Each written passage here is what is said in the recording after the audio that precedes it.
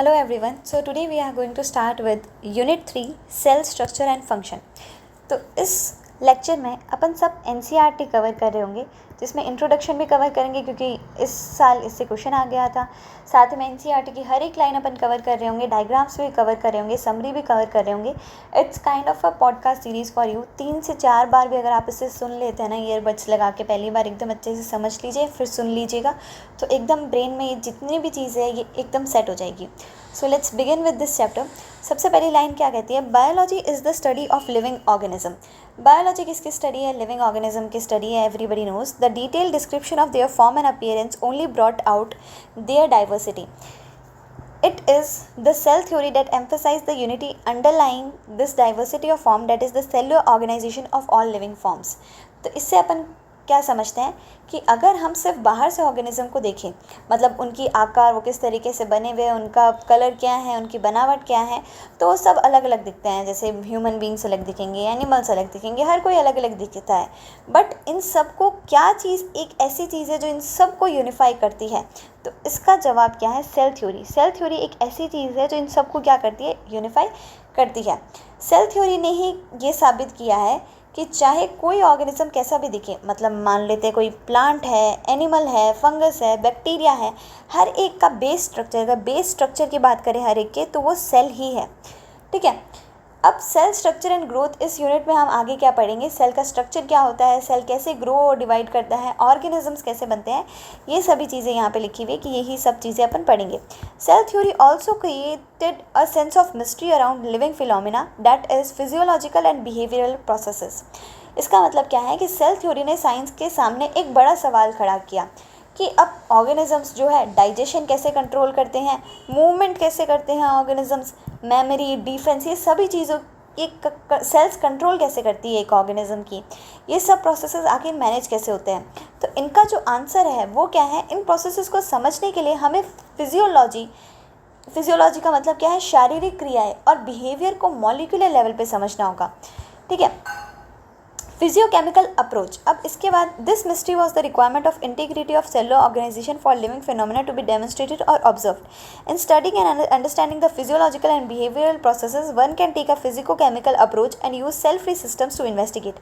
अगर अपन को स्टडी करना है एंड साथ ही साथ में अंडरस्टैंड करना है फिजियोलॉजिकल एंड बिहेवियरल प्रोसेसेस, तो एक को कैसी अप्रोच लेनी पड़ेगी? फिजिको-केमिकल अप्रोच पे जाना पड़ेगा एंड सेल फ्री सिस्टम, यहाँ पे ये हाईलाइट कर लेना, कैसा सिस्टम चाहिए होगा? सेल फ्री सिस्टम समझना होगा इस चीज़ को इन्वेस्टिगेट करने के लिए। This approach enable us to describe the various processes in molecular term. अब यही अप्रोच अपन को मॉलिक्यूलर टर्म्स में पूछा जाएगा। कौन से टर्म्स? मॉलिक्यूलर टर्म्स में क्या करेगा? डिस्क्राइब करने में क्या करेगा? अनेबल करेगा। The approach is established bye analysis of living tissue for elements and compounds. अब ये अप्रोच जो होती है ये एस्टैब्लिश कैसे हुई? अपन ने क्या किया? लिविंग टिश्यू का एनालाइज किया, किससे? एलिमेंट से एंड कंपाउंड्स के द्वारा लिविंग टिश्यू को क्या किया? एनालाइज किया। It will tell us what type of organic compound are present in living organism. और ये चीज़ को क्या बताएगी कि जो लिविंग ऑर्गेनिज्म है इनमें किन किन तरीके के क्या है ऑर्गेनिक कंपाउंड प्रेजेंट। इसके बाद एक इंसान क्या पूछ सकता है कि what are these compound doing inside a cell. एक सेल के अंदर ये कंपाउंड्स आखिर कर क्या रहे हैं, and in what way they carry out gross physiological processes. And gross physiological processes ही कैरी आउट कैसे करें, जैसे कि डाइजेशन हो गया, एक्सक्रीशन हो गया, मेमोरी, डिफेंस, रिकॉग्नाइजेशन, ये सब कैसे कैरी कर रहे हैं। In other words we answer the question what is the molecular basis of all physiological process. सभी फिजियोलॉजिकल प्रोसेस का मॉलिक्यूलर बेसिस है क्या? It can also explain the abnormal process that occur during any disease condition. और साथ ही साथ में अगर अपन को ये भी जानना है कि मान लो किसी इंसान को कोई भी डिजीज़ हुई, तो इस टाइम पे जो एबनॉर्मल प्रोसेसेस है जो अकर हो रहे हैं, इस चीज़ को भी ये सेल थ्योरी क्या कर देती है? एक्सप्लेन कर देती है। This physico chemical approach to study and understand living organism is called reductionist biologist. अब यहीं से क्या आया था? क्वेश्चन आया था। ये जो फिजिको केमिकल अप्रोच है क्या करने के लिए? स्टडी करने के लिए एंड अंडरस्टैंड करने के लिए लिविंग ऑर्गेनिजम्स को पढ़ने के लिए, लिविंग ऑर्गेनिजम्स को समझने के लिए, इसे ही अपन क्या कहते हैं? रिडक्शनिस्ट बायोलॉजिस्ट कहते हैं। The concept and techniques of physics and chemistry are applied to understand biology. And साथ ही साथ में अब फिजिक्स एंड केमिस्ट्री जो पीसीबी अपन लेके रहते हैं, तो फिजिक्स एंड केमिस्ट्री की भी कॉन्सेप्ट्स एंड टेक्निक्स क्या होती है इसमें बायोलॉजी में अप्लाई होती है। In chapter 9 of this unit a brief description of biomolecules, वो अपन को दिया हुआ है। ठीक है। सो अब क्विकली अपन इस पैराग्राफ को भी एक बार देख लेते हैं, क्योंकि एनटीए का कोई भी भरोसा नहीं है, वो कहीं से भी कोई भी अभी क्वेश्चन दे सकता है। G N Ramachandra an outstanding figure in the field of protein structure was the founder of Madras school. G N Ramachandran क्या थे? मद्रास स्कूल के क्या थे? फाउंडर थे। Of conformational analysis of polymers, किसके? कन्फर्मेशनल एनालिसिस, बायोपॉलीमर्स की कन्फर्मेशनल एनालिसिस की। His discovery of triple helical structure of collagen published in Nature. तो इनकी जो डिस्कवरी थी, पूछा जाएगा जीएन रामचंद्रन ने किसकी डिस्कवरी की थी? तीन बार ट्रिपल हेलिकल स्ट्रक्चर की क्या की थी? इन्होंने डिस्कवरी की थी। और किस चीज़ का था ये? कोलाजन का था। और इन्होंने ये पब्लिश किया उनके नेचर में 1954 में। And his analysis of the allowed confirmation of protein through the use of Ramachandran plot rank among the most outstanding contribution in structural biology में क्या है ये? सबसे ज़्यादा आउटस्टैंडिंग कंट्रीब्यूशन है इनका। ही वॉज बॉर्न ऑन, ये इतने को बॉर्न हुए थे एक स्मॉल टाउन में, ज़्यादा दूर नहीं, कोचिन से, साउथ वेस्टर्न कोस्ट में, ही ज़्यादा पूछा नहीं जाएगा। His father was a professor of mathematics at a local college and this had considerable influence in shaping Ramachandra interest in mathematics. After completing his school years, Ramachandran graduated in 1942 as the top ranking student in BSc honours physics. इन्होंने BSc honours physics में की थी। Course of the university of Madras ही आ रहा है बार बार। He received a PhD from Cambridge university 1949। While at Cambridge, Ramachandran met Linus Pauling and was deeply influenced by his publication on models of alpha helix and beta sheet structure। अब पूछा जा सकता है कि रामाचंद्रन डीपली किससे influence हुए थे? Lions polling से डीपली क्या हुए थे? इन्फ्लुएंस हुए थे। और उनकी पब्लिकेशन से किस किस पे थी? मॉडल्स अल्फा हेलिक्स पे और बीटा शीट स्ट्रक्चर पे, जो कि डायरेक्ट करते थे उनके अटेंशन, ताकि सॉल्व कर सके जो स्ट्रक्चर है कोलाजन का स्ट्रक्चर सॉल्व कर सके। ठीक है, he passed away at this end ये है रामाचंद्रन जी। सो now let's begin with our chapter 8 cell the unit of life। तो इससे बिगिन करते हैं। When you look around you see both living and non living things। जब आप अपने आसपास देखते हैं तो आप लिविंग थिंग्स भी देखते हैं, अपने भाई बहन मम्मी पापा दोस्त, और आप नॉन लिविंग थिंग्स भी देखते हैं, बॉटल चेयर डेस्क जो भी है। You must have wondered and asked yourself what is that it makes an organism living or what is that an inanimate thing does not have which a living thing have। आपने सोचा तो होगा और खुद से पूछा भी होगा कभी ना कभी, यार ऐसी कौन सी चीज़ है जो एक लिविंग ऑर्गेनिज्म को लिविंग बनाती है और एक नॉन लिविंग थिंग के पास नहीं है कि वो लिविंग नहीं है। तभी तो अपन ऐसे बैठ जाते हैं बेड और पे सोफे और पे, वो अपन को धक्का दे के उठा तो नहीं देते, कुछ तो है उनके पास जो नहीं है। The answer to this is the presence of the basic unit of life the cell in all living organism. अब इसका आंसर क्या है? एक बेसिक यूनिट, जो सबसे ज़्यादा बेसिक यूनिट है लाइफ की, सेल, वो हर एक लिविंग ऑर्गेनिज्म में बिना किसी एक्सेप्शन के हर एक लिविंग ऑर्गेनिज्म में क्या होती है? प्रेजेंट रहती है। All organism are composed of cell. जितने भी ऑर्गेनिज्म है, जितने भी लिविंग ऑर्गेनिज्म है, सभी किससे कंपोज होते हैं? सेल से कंपोज रहते हैं। Some are composed of single cell and are called unicell organism, while others like us composed of many cell are called multicell organisms. अब क्या, कुछ लिविंग ऑर्गेनिजम्स जो होते हैं वो एक ही सेल के कंपोज होते हैं। मान लो ये एक ही सेल है, अब ये एक ही सेल की कुछ लिविंग ऑर्गेनिज्म कंपोज होंगे। और अगर मैं ह्यूमन बींग्स की, हमारी अपन बात करें, तो हमें तो कितने सारे बिलियन ट्रिलियंस ऑफ सेल से मिलके एक मल्टीसेलुलर इंसान बनता है। ठीक है, अब ये कह रहे हैं अब ये सेल कब से करें? अब ये सेल है क्या? What is a cell? Unicellular organism are capable of independent existence and performing the essential function of life. अब देखो, सबसे पहले अगर इसमें भी अपन बात करते हैं यूनिसेलुलर ऑर्गेनिज्म मतलब जिसमें एक ही सेल है और वो अकेली सेल, इसके अलावा कोई नहीं है। ये अकेली सेल खुद इंडिपेंडेंटली क्या करती है? एग्जिस्ट भी करती है, एंड साथ ही साथ में जितने भी एसेंशियल फंक्शन है लाइफ के, वो सारे एसेंशियल, जैसे डाइजेशन, एक्सक्रीशन, इंजेक्शन, जितने भी एसेंशियल फंक्शन है लाइफ की, सब परफॉर्म भी कर लेती है।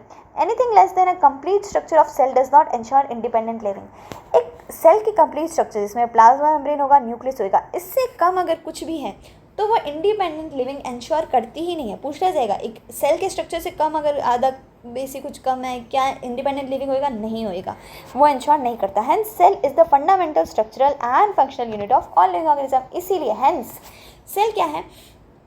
Fundamental structural and functional unit क्या है लिविंग ऑर्गेनिज्म की। कभी भी हेंस आ जाए, एज आ जाए, बिकॉज आ जाए, ये सब चीज़ें वो है जहाँ से असर्शन रीजन बन सकता है। तो इधर तो अपनी बुक्स में हमेशा हाईलाइट करके ही रखना है। तो FSF fundamental structural and functional unit क्या है? लाइफ की सेल है। जितने भी लिविंग ऑर्गेनिज्म, सभी लिविंग ऑर्गेनिजम्स की। Antonie van Leeuwenhoek first saw and described a living cell. एक लिविंग सेल को, एक लाइव सेल को, जिंदा सेल को सबसे पहले किसने डिस्कवर किया था? Antonie van Leeuwenhoek. और अगर डेड सेल की बात करें तो हम सबको पता है होगा, रॉबर्ट हुक ने 1665 में कॉर्क, अथेन स्लाइस ऑफ कॉर्क लेके डेड सेल डिस्कवर किया था। और लिविंग सेल किसने देखा सबसे पहले? एंटोनी वॉन ल्यूवेनहुक ने देखा, जिन्होंने कब देखा? 1674 में। Robert Brown later discovered nucleus. उसके बाद रॉबर्ट ब्राउन होते हैं 1830 के लगभग, वो आते हैं, वो कहते हैं रॉबर्ट ब्राउन कि अब हमें भी तो कुछ तो करना ही पड़ेगा। तो रॉबर्ट ब्राउन देखते हैं कि सेल के अंदर न्यूक्लियस भी है, तो रॉबर्ट ब्राउन क्या करते हैं? सेल के अंदर जो न्यूक्लियस होता है इसको डिस्कवर कर देते हैं। The invention of the microscope and its improvement leading to the electron microscope revealed all the structural detail of the cell. अब देखो, जैसे रॉबर्ट हुक के टाइम तो देखो इतना अच्छा माइक्रोस्कोप था नहीं, तो उन्होंने खुद ने ही डेवलप किया। फिर एंटोनी वॉन ल्यूवेनहुक के टाइम थोड़ा माइक्रोस्कोप क्या हुआ, इम्प्रूव हुए।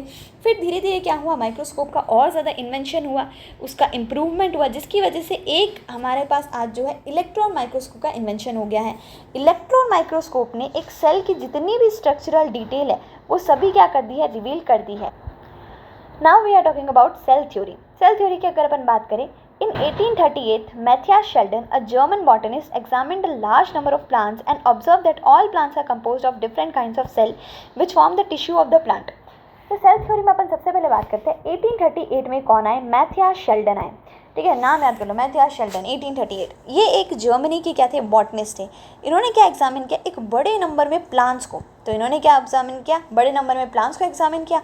एंड इन्होंने ये ऑब्जर्व किया कि जितने भी प्लांट्स हैं ये अलग अलग तरीके के सेल से बने हुए हैं, कि ये जो है ये कोई इस सेल से बना हुआ है, कोई उस सेल से बना हुआ है, अलग अलग तरीके के सेल से बने हुए हैं, which form the tissue of plant. अब ये जो सेल्स होते हैं ये प्लांट का क्या बनाते हैं? टिश्यू बनाते हैं। At about the same time, लगभग इसी टाइम के आसपास क्या हुआ था? थियोडोरे श्वान 1839 पे थियोडोरे श्वान जो थे एक जर्मन जूलॉजिस्ट थे। अब आप याद कैसे रखोगे कि बॉटनिस्ट कौन थे और जूलॉजिस्ट कौन थे? तो अपन को याद रखना है, जूलॉजी में ही हम क्या पढ़ते हैं? श्वान सेल्स पढ़ते हैं। आपको याद होगा जूलॉजी में अपन श्वान सेल पढ़ते हैं। तो जो अगर थियोडोरे श्वान आ गया तो वो तो जूलॉजिस्ट हो गए, और शील्डन आ गया तो वो बॉटनिस्ट हो गए। अब थियोडोरे श्वान जो जर्मन जूलॉजिस्ट थे, इन्होंने क्या स्टडी किया? अलग अलग तरीके के एनिमल सेल क्या किए? अलग अलग तरीके के एनिमल सेल्स क्या किए? इन्होंने स्टडी किए। And reported that cell had thin outer layer which is today known as plasma membrane. अब जो सेल है इसमें पतली सी थिन आउटर लेयर है। ये किसने बताया? किसने डिस्कवर किया? श्वान ने। और आज के टाइम पे, पहले तो नहीं, आज के टाइम पे टुडे अपन इसको किसके नाम से जानते हैं? प्लाज्मा मेम्ब्रेन के नाम से जानते हैं। He also concluded based on his studies on plant tissue that the presence of cell wall is a unique character of the plant cell. ये बहुत इंपॉर्टेंट लाइन है, मतलब कभी कंफ्यूज नहीं होना इस लाइन पे।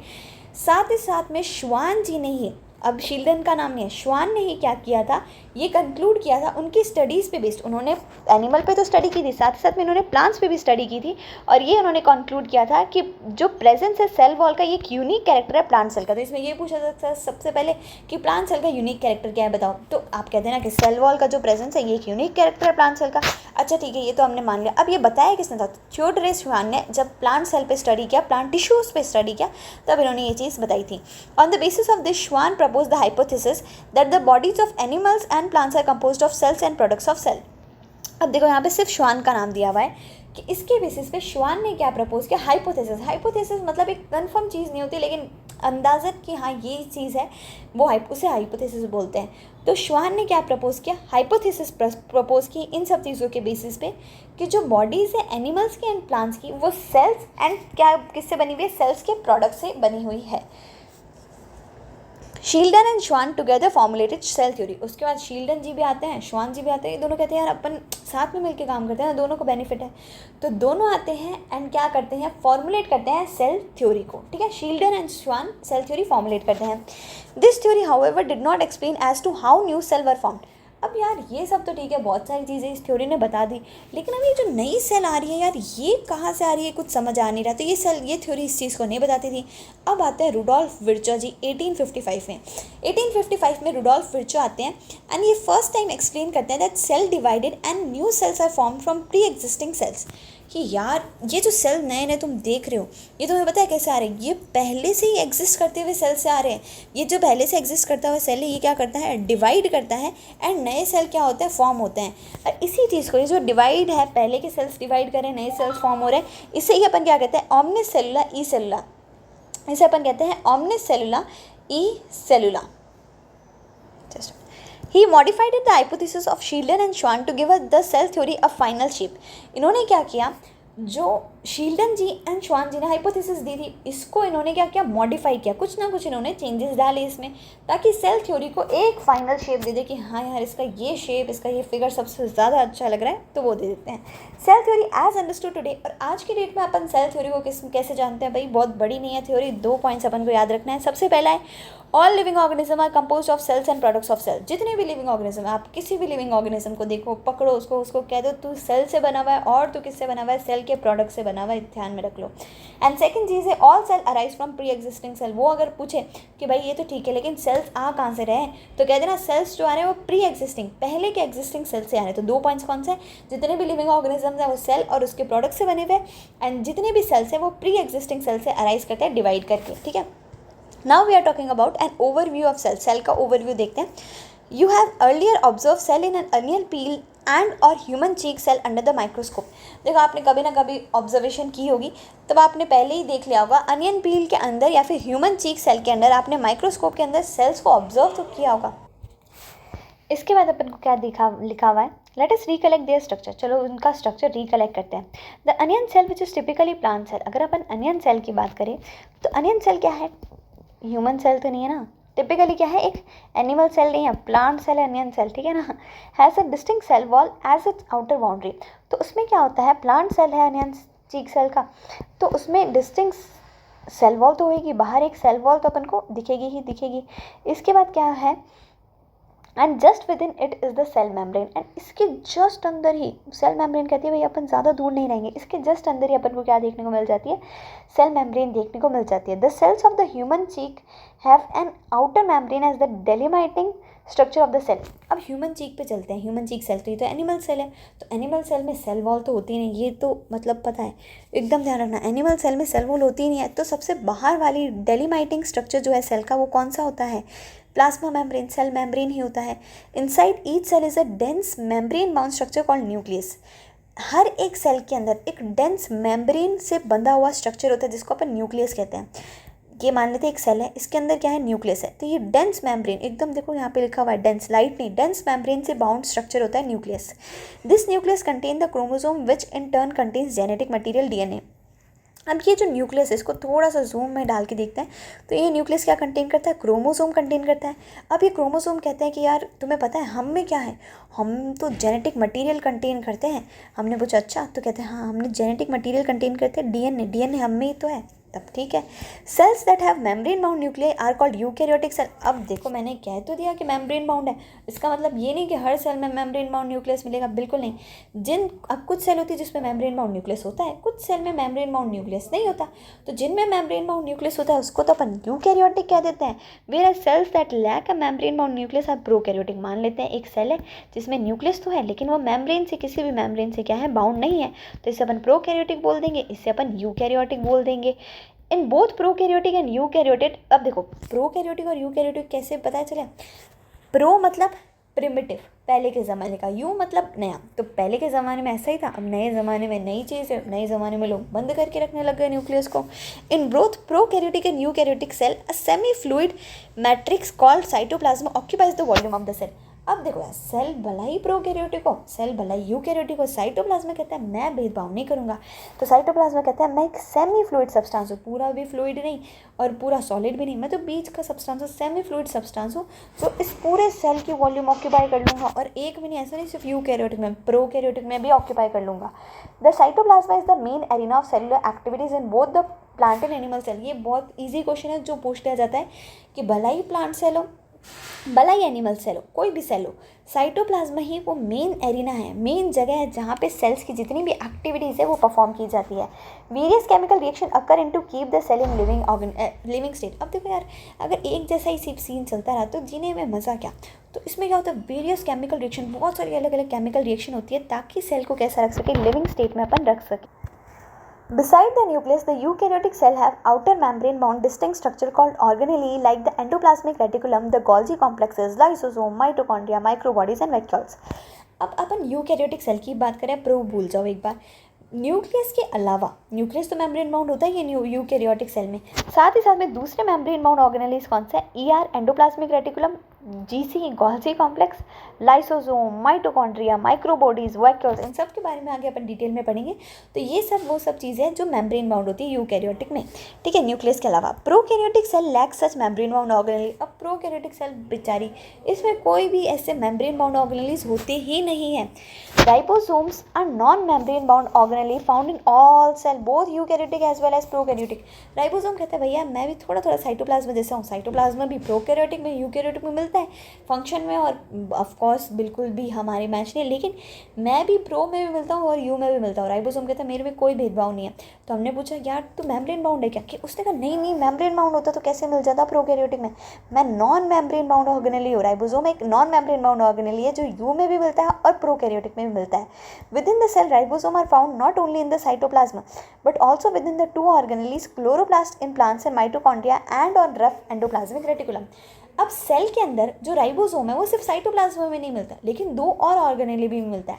अभी जो दो और ऑर्गेनेली की बात है ये सिर्फ यूकैरियोटिक में करेंगे, क्योंकि प्रो में तो ऐसे मेम्ब्रेन बाउंड ऑर्गेनेली होती ही नहीं है, ऑर्गेनेली के नाम पे एक राइबोसोम ही है। तो अगर प्लांट्स है तो प्लांट्स में तो क्लोरोप्लास्ट में भी राइबोसोम देखने को मिल जाएगा, और बाकियों में mitochondria and rough endoplasmic reticulum. Smooth में नहीं, अगर स्मूथ में मिलता तो वो रफ हो जाती ना। अब ये देखो मान लेते एक एंडोप्लाज्मिक रेटिकुलम, इस पे राइबोसोम हो गया, इसके अपीयरेंस की वजह से अपन इसको रफ कहते हैं, ठीक है। तो रफ एंडोप्लाज्मिक रेटिकुलम और हमारे ये mitochondria power house of the cell इसमें, और साथ ही साथ में अगर वो प्लांट है तो उसमें क्लोरोप्लास्ट में भी राइबोसोम देखने को मिल जाएगा। Animal cell contain another non membrane bound organelle called centrosome which help in cell division.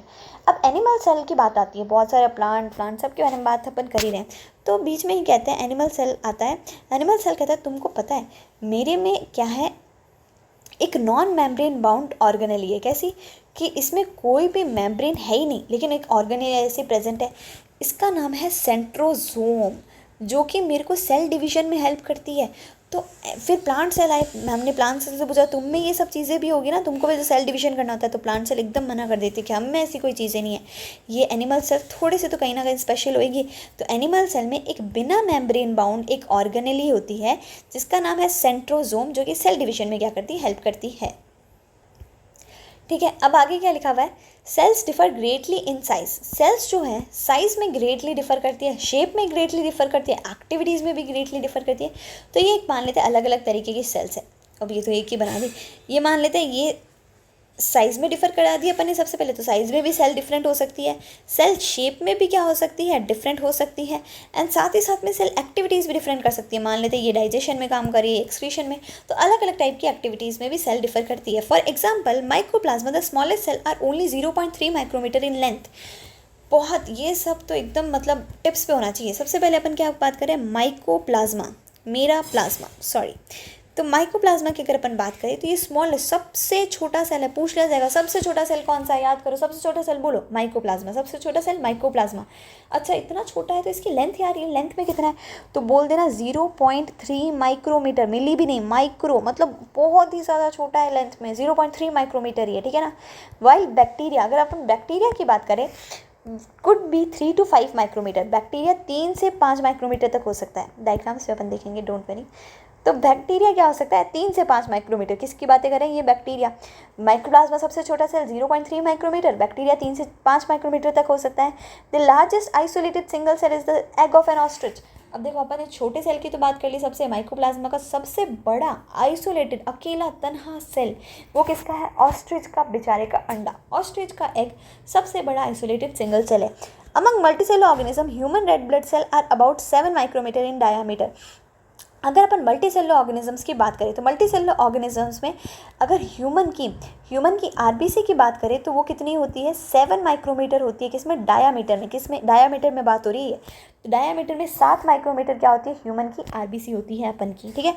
Nerve cell are some of the longest cell. अब लार्जेस्ट की बात हो गई और स्मॉलेस्ट की बात होगी, अब लॉन्गेस्ट की भी तो बात होनी चाहिए। तो लॉन्गेस्ट सेल में कौन आता है, नर्व सेल। हमारी जो नर्व सेल होती है ये लॉन्गेस्ट सेल्स होती है, ठीक है। Cell also very greatly in their shape. अब भाई अपन ने देखा साइज में ग्रेटली वेयर करी है, अब अपन देखते हैं शेप में भी ग्रेटली वेरी करती है सेल। तो दे में भी डिस्क शेप, अब ये डिस्क शेप की भी हो सकती है, पॉलीगोनल हो सकती है, कॉल्यूमिनार हो सकती है, क्यूबॉइड हो सकती है, थ्रेड जैसी, ऐसे थ्रेड जैसी भी हो सकती है, इवन इरेगुलर, अजीब सी कुछ भी, मतलब ऐसे अमीबा जैसा होता है ना, इरेगुलर सी कोई शेप हो सकती है। The shape of the cell may vary with the function they perform. अब ऐसा भी हो सकता है कि मान लो ये फंक्शन ये वाली सेल परफॉर्म करी तो इसका शेप कुछ अलग है, ये फंक्शन ये वाली सेल परफॉर्म करी तो इसका शेप कुछ अलग है। तो क्वेश्चन पूछा जा सकता है कि क्या जो सेल्स का शेप है ये जो फंक्शन वो परफॉर्म कर रहा है उसके हिसाब से भी वेरी करती है? यस, डेफिनेटली इसके हिसाब से भी वेरी करती है। अब अपन डायग्राम्स देख रहे हैं जो अलग अलग तरीके की शेप्स दिखा रहा है किसकी, सेल्स की, ठीक है। तो सबसे पहले है रेड ब्लड सेल। ये अपन की रेड ब्लड सेल होती है जो कि राउंड होती है और बाई कॉनकेव होती है, ठीक है, गोल गोल सी है। एंड कैसी है, बाई कॉनकेव, मतलब दोनों तरफ से कॉनकेव। कॉनकेव तो पता है ना, जिसमें गुफा सी बनती है। तो इस तरीके की अपन की क्या होती है, रेड ब्लड सेल। ये देखो हड्डी सी दिख रही है, पता नहीं क्यों। अब है white blood cell. White blood cell देखो, वाइट ब्लड सेल अमीबॉइड होती है। अब अमीबॉइड मतलब क्या, इरेगुलर शेप, किसी भी शेप की हो जाती है, ठीक है ना। हेडफोन वेडफोन किसी भी कुछ भी बन जाता है वाइट ब्लड सेल में। फिर आता है कॉलुमिनार एपिथेलियल सेल। कॉलुमिनार एपिथेलियल सेल्स कैसी होती है, लॉन्ग एंड नैरो, लंबी लंबी होती है और नैरो होती है, ठीक है। इसके बाद अगर अपन बात करें नर्व सेल की, तो नर्व सेल क्या होती है, ब्रांच होती है। अब नर्व सेल में बहुत सारी ब्रांचें निकली हुई होती है, ये पता नहीं किसको शॉक देने वाली है नर्व सेल। इस तरीके से ब्रांचें निकली हुई होती है, लंबी लंबी होती है। कैसी होती है, लंबी लंबी। अब अपन बात करते हैं अट्रैकिड। अगर ट्रैकिड की बात करें सिंपली, एक तो ये कैसा होता है, लंबा सा इलॉन्गेटेड, ये कैसा होता है, खींचा हुआ इलॉन्गेटेड होता है। Mesophyll cell round and oval. अगर मीजोफिल सेल की बात करें तो मीजोफिल सेल कैसा होता है, गोल होती है एंड साथ साथ में ओवल, अंडाकार भी होती है और गोली भी होती है। देखो गोल गोल सी दिख रही है, ये अंडाकार दिख रही है, तो ये है मेसोफिल सेल्स। अब अपन बात कर रहे हैं प्रोकैरियोटिक सेल्स की। तो बहुत सारी चीज़ें अपन ने बात कर ली, ठीक है। ऐसी मतलब अगर इस लेक्चर को आप बार बार सुनते जाएंगे, जेन्युइनली मतलब आपको कितना समझ आ रहा है, क्या आ रहा है, एट द एंड आप में एग्जाम में क्या पॉइंट ऑफ व्यू रहना चाहिए कि जैसे ही क्वेश्चन आए मैं कम से कम टाइम में उसका सही आंसर टिक कर सकूँ। वो तभी होएगा जब बार बार आप एनसीईआरटी की लाइनें पढ़ेंगे, सुनेंगे, याद करेंगे, या फिर तो मेरा ये लेक्चर 3 से 4 बार देख लो, खुद की वॉइस में रिकॉर्ड करके उसको सुनते रहो। Definitely I can guarantee you it's the best thing you can do. Like seriously, आप 100-200 एक्स्ट्रा क्वेश्चन प्रैक्टिस करते हैं, बहुत सही चीज़ है, लेकिन इसी की जगह बायो में अगर आप ज़्यादा से ज़्यादा सुनेंगे पढ़ेंगे ना, वो आपके लिए ज़्यादा बेनिफिशियल होगा। ये मतलब गारंटी है, गारंटी। बहुत जल्दी आप सीख कर पाएंगे, मतलब स्पीड एक्सेस फास्ट। चलो अब अपन स्टार्ट कर रहे हैं प्रोकैरियोटिक सेल्स। तो प्रोकैरियोटिक सेल्स क्या है, the prokaryotic cells are represented by bacteria, blue green algae, mycoplasma and pleuropneumonia pleuropneumonia like organisms. अब प्रोकैरियोटिक सेल कहती है भैया चार लोग हमें क्या कर रहे हैं, रिप्रेजेंट करें। हम ऐसे ही थोड़ी है, प्रो है तो क्या हुआ। सबसे पहला हमारा राजा बैक्टीरिया। बैक्टीरिया क्या करता है, बैक्टीरिया प्रोकैरियोटिक सेल रिप्रेजेंट करता है। फिर अपना BGA जो बहुत ज़्यादा बिजी है, कौन है ये, ब्लू ग्रीन एल्गी। उसके बाद आता है माइकोप्लाज्मा, अपन ने पढ़ा था स्मॉलेस्ट सेल कितना, 0.3 माइक्रोमीटर इन लेंथ। उसके बाद है PPLO जो कि क्या है, प्लूरोनिमोनिया लाइक ऑर्गेनिज्म, प्लूरोनिमोनिया जैसा ऑर्गेनिज्म, ठीक है। They are generally smaller. अब ये जनरली क्या होता है, छोटे छोटे होता है, स्मॉलर होता है and multiply more rapidly than eukaryotic cell. अब देखो छोटी चीज़ है, अब छोटी चीज़ मल्टीप्लाई तो ज़्यादा ही करती है। आपने ये देखा कि हाथी है, बहुत सारे हाथी हो गए, जबकि देखा चींटियाँ तो बहुत सारी हो जाती है एक जगह। तो छोटी चीज़ जल्दी रैपिडली क्या करती है, मल्टीप्लाई करती है। तो more rapidly than eukaryotic cell से ज़्यादा रैपिडली क्या करता है, ये मल्टीप्लाई करता है। They may vary greatly in shape and size. अब हो सकता है कि ये शेप में भी और साइज में भी एक दूसरे से बहुत ज़्यादा वेरी करे, ग्रेटली वेरी करे। The 4 basic shapes of bacteria. अब अपन सबसे पहले हमारे मेंबर जो बैक्टीरिया जी, इनके पास आते हैं। हमने कहा यार बैक्टीरिया जी एक बात बताओ, तुम शेप पे वेरी करते हो। उन्होंने कहा भाई हम तो खतरनाक तरीके से वेरी करते हैं। हमने कहा अच्छा तो बताओ किस किस तरीके कौन सी शेप आप में पाई जाती है, आज तो मतलब खुलासा कर ही दो। तो उन्होंने कहा अच्छा ठीक है, अगर रॉड जैसी शेप मेरी तुमको दिख जाए ना तो प्लीज़ उसको बेसिलस बोल देना। हमने कहा ठीक है। तो सबसे पहली कैसी होती है, रॉड जैसी शेप दिख जाए तो बेसिलस कह देंगे। फिर उन्होंने कहा कि गोला, अब देखो ऐसा हो ही नहीं सकता कहीं गोला शेप ना हो, सर्कल शेप ना हो। अगर ऐसा कहीं दिख जाए स्पेरिकल सा शेप, ठीक है, बॉल जैसा, तो इसको तुम कह देना कोकस। स्पेरिकल शेप दिख जाए तो स्पेरिकल को तुम क्या कहेगा, कोकस। उनका ठीक है। फिर कहा तुम जान मानोगे नहीं, तुम तो कॉमा लगाते ही हो, ठीक है, अपने सब चीज़ों में। हमारे में भी कॉमा शेप होती है। इस कॉमा शेप को ऐसे वैसा नाम नहीं, इस कॉमा शेप को नाम देना विब्रियो। क्या नाम दोगे कॉमा शेप का, विब्रियो। हमने कहा ठीक है। फिर उन्होंने कहा एक स्पाइरल शेप भी होती है, कैसी शेप, स्पाइरल शेप। अब स्पाइरल शेप चलो यार तुम इतनी 3 चीज़ें याद करोगे मेरे लिए वो बहुत है। तो स्पाइरल शेप का नाम रख देते हैं स्पाइरिलम, ठीक है। स्पाइरिलम तुम ऐसे इजीली क्या कर लो, याद कर लो। तो अपन ने 4 शेप्स पढ़ी, बेसिलस जो कि रॉड लाइक है, कोकस जो कि स्पेरिकल है, फिर है तीसरा विब्रियो जो कि कॉमा शेप है, एंड स्पाइरिलम जो कि क्या है, स्पाइरल शेप है। The organization of prokaryotic cell is fundamentally similar even though prokaryotic exhibit a wide variety of shapes and function. अब देखो जो ऑर्गेनाइजेशन है प्रोकैरियोटिक सेल्स का वो फंडामेंटली कैसा, इसका फंडामेंटली क्या है, सिमिलर है, मतलब सेम सही है। इवन दो प्रोकैरियोटिक शेप कहती है हमारे प्रोकैरियोटिक सेल्स कहती है, देखो हम यार इतनी सारी शेप्स में भी हम बहुत ज़्यादा डिफर करते हैं, एंड तुम मानोगे नहीं हम फंक्शन में भी बहुत ज़्यादा डिफर करते हैं कि कोई ये फंक्शन कर रहा है कोई वो फंक्शन कर रहा है, लेकिन हमारा जो ऑर्गेनाइजेशन है प्रोकैरियोटिक सेल्स का वो फंडामेंटली क्या है, सेम है, सिमिलर ही है। अब क्या है, all prokaryotic cell have a cell wall surrounding the cell membrane except in mycoplasma. अब जितने भी प्रोकैरियोटिक सेल होते हैं इसमें क्या होता है, एक सेल वॉल होता है जो कि किसको सराउंड करके रखता है, सेल मेम्ब्रेन को। ये क्या है, सेल वॉल है जो कि किसको सराउंड करके रखा है, सेल मेम्ब्रेन को। सभी प्रोकैरियोटिक सेल में, अरे रे यार ऐसा कैसे कर सकते हैं, नहीं, एक्सेप्ट इन माइकोप्लाज्मा। माइकोप्लाज्मा कहते हैं यार तुम्हें बिल्कुल शर्म नहीं, एक तो मैं हूँ 0.3 माइक्रोमीटर का, उसमें भी तुम मेरे में सेल वॉल भी डालोगे यार, इतना कैसे मैं बाहर सहन करूँ, इतना नाजुक बच्चा।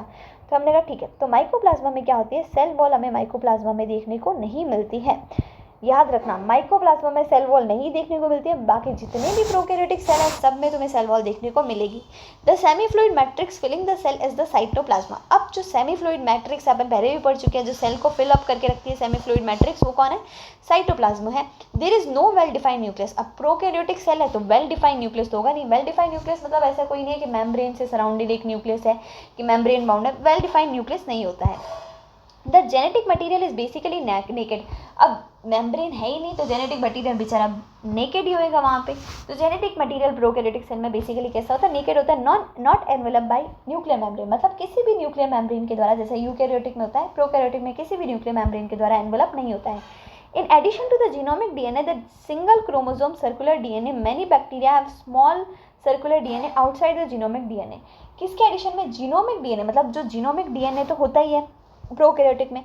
अब वो जीनोमिक डीएनए कैसा होता है, सिंगल क्रोमोसोम वाला या फिर सर्कुलर सा डीएनए, कैसा, सिंगल क्रोमोसोम वाला या फिर गोल सा कैसा होता है डीएनए हो सकता है। इसके साथ मेनी बैक्टीरिया, बहुत सारे बैक्टीरिया, इसमें सभी बैक्टीरिया नहीं लिखे हुए, इसने लिखा मेनी बैक्टीरिया, बहुत सारे बैक्टीरिया ऐसे हैं जिसमें स्मॉल सर्कुलर डीएनए भी पाया जाता है, छोटा सा गोलू सा डीएनए पाया जाता है, जो कि क्या होता है, जीनोमिक डीएनए के बाहर होता है। मतलब ये मान लेते हैं जीनोमिक डीएनए है, इसके बाहर क्या होगा, छोटू सा स्मॉल सा सर्कुलर डीएनए पाया जाएगा। The smaller DNA are called plasmid. मैंने कहा यार तुम्हारा नाम क्या, इन्होंने कहा हमारा नाम है प्लाज्मिड, हमें प्यार से प्लाज्मिड कहा जाता है और बिना प्यार से भी प्लाज्मिड ही कहा जाता है। The plasmid DNA confers certain unique phenotypic characters to the such bacteria. अब जिन बैक्टीरिया कहते हैं हम, जिन बैक्टीरिया में प्लाज्मिड होगा, अब कुछ तो प्लाज्मिड बेचारे को करना पड़ेगा तभी इसका नाम रहेगा, नहीं तो ऐसे ही खराब हो जाएगा ना।